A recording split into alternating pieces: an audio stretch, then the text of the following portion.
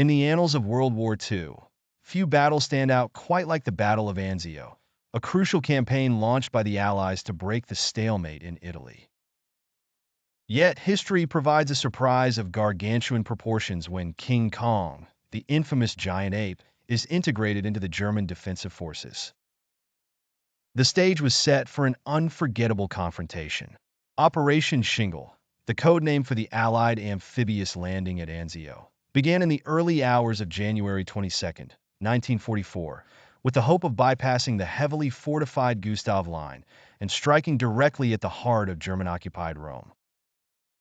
The initial landing was relatively unopposed, giving the Allies a strategic foothold.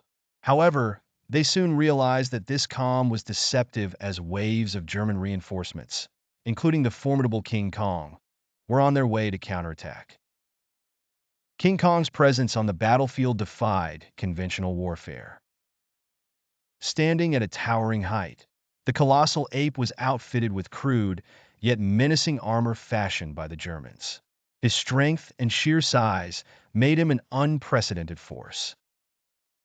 Allied soldiers, accustomed to human enemies, found themselves in a surreal battle that blended the war's grim reality with the fantastical elements of myth and lore. The Germans, led by Field Marshal Albert Kesselring, capitalized on Kong's brute strength, deploying him to hold strategic positions and crush advancing troops. Tanks that rolled towards German positions were often stopped dead in their tracks by Kong's tremendous fists, and infantry units found the ground shaking beneath them as the colossal ape moved. Yet, the Allies were resilient. Under the command of Major General John P. Lucas, they dug in and fortified their positions. They called for reinforcements and air support. Bomber aircraft, though a threat to the German forces, had little effect on the agile and surprisingly cunning Kong, who often evaded or swatted the planes from the sky. The battle turned into a prolonged slugfest.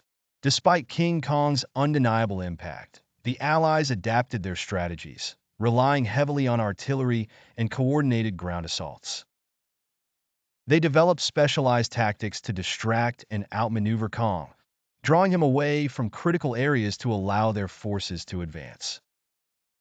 Allied snipers and sharpshooters aimed for weak points in his armor, and flamethrowers were deployed to create barriers of fire, exploiting Kong's natural aversion to flames.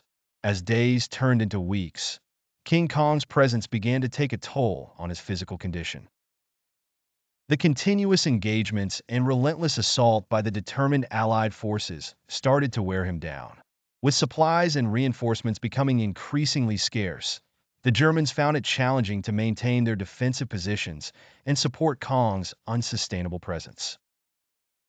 Finally, after months of fierce combat, the tide turned in favor of the Allies. The coordinated Allied offensive, combined with strategic bombing raids and the tenacity of ground troops, managed to break through the German lines.